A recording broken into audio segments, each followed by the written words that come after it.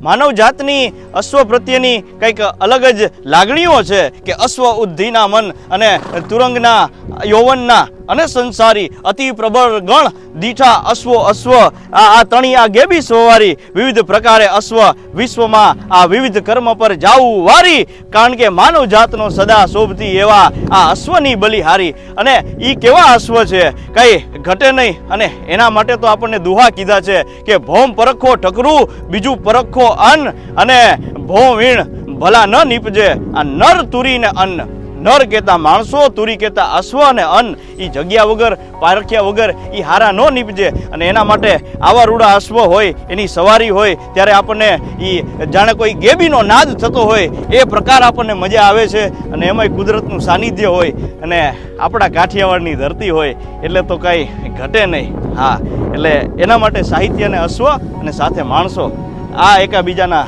પર્યાય બન્યા છે. જય હો.